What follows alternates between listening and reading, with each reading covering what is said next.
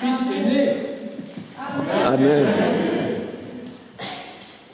Déjà, depuis le début des nocturnes, et dans cette pédagogie liturgique, nous sommes saisis par la beauté, par la puissance, par le choc des paroles, des chants. Ce prologue de Saint Jean, c'est incroyable, non?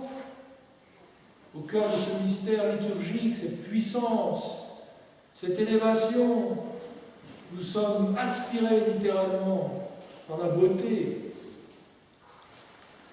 Il faut se laisser saisir. Et la liturgie, c'est une œuvre sacrée qui doit nous remplir de tremblements. Alors, c'est vrai, quelquefois, ça nous passe un peu au-dessus. Mais il y a toujours dans une liturgie un moment où l'on est saisi, où l'on est touché, où l'on est appelé. Et en ce soir de Noël, cet appel, il résonne pour chacun d'entre vous, chacune d'entre vous, au cœur même de son existence, au cœur même de notre vie, le Christ né. Et c'est répété sans arrêt dans les textes, si vous avez écouté et entendu. C'est ce qui introduit la messe de minuit, ce grand prélégantum que l'on a déjà chanté pendant les nocturnes et rechanté, cet appel, cette information, pourrait-on dire. Le Seigneur m'a dit, tu es mon fils, aujourd'hui je t'engendre. C'est maintenant. C'est maintenant. Et si le Christ est au cœur de cette parole, puisque c'est un psaume, eh bien, il nous invite à faire nôtre cet appel.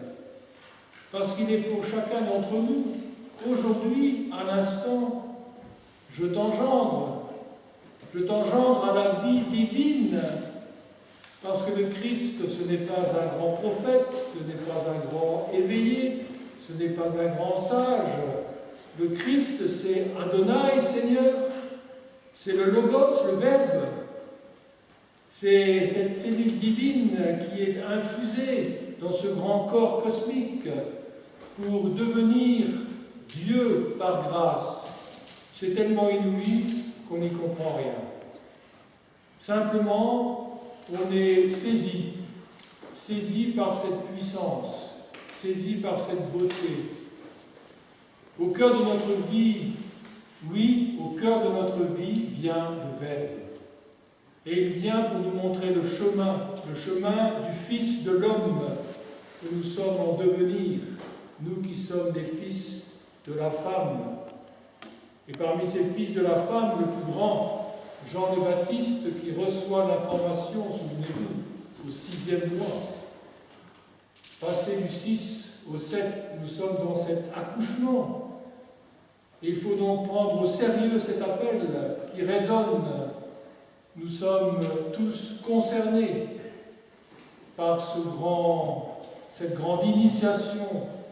Et dans cette nuit de Noël, nous recevons abondamment des grâces absolument prodigieuses. Mais sommes-nous des paniers percés? Contenir la grâce, voilà. Contenir la grâce, il se déverse en surabondance. Je suis venu, dit le Christ, pour qu'ils aient la vie en surabondance, c'est-à-dire la vie divine. Dieu parmi nous, Emmanuel. Je crois que quelquefois on ferait mieux de se taire et de contempler le mystère. Contempler ce mystère qui repose dans la crèche, Adonai, le Verbe, là, dans la crèche, un bébé, un nouveau-né, complètement abandonné à l'homme. Quelle confiance! Et ce bébé, c'est nous. Et c'est nous qui sommes appelés à devenir ce porteur du Verbe, ce porteur du Logos. Alors quand on voit aujourd'hui ce qu'on fait de cette fête de Noël,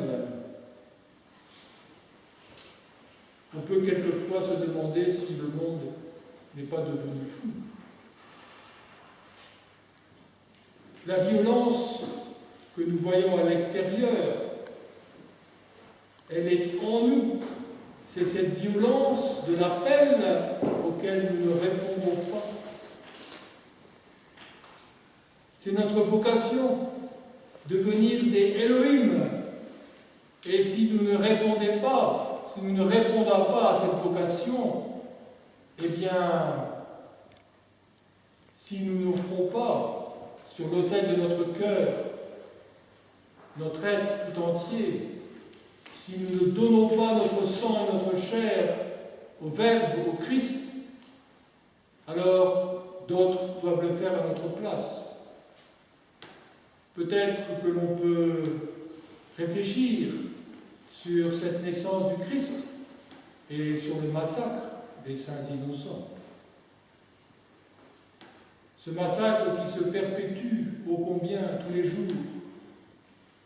les jours parce que le cosmos attend, c'est saint Paul qui le dit, toute la création gémit. Ce cosmos, il attend que nous nous mettions en route, il attend que nous prenions au sérieux cette vie qui nous est donnée si précieuse. Les temps sont mauvais, dit saint Paul. Il s'agit de se réveiller, et se réveiller dans son quotidien. Parce que si c'est la splendeur liturgique, il y a aussi la moins splendeur quotidienne. Et c'est au cœur de ce quotidien, quel qu'il soit, quelles que soient les difficultés, les épreuves, c'est au cœur de ce quotidien que le Verbe s'incarne.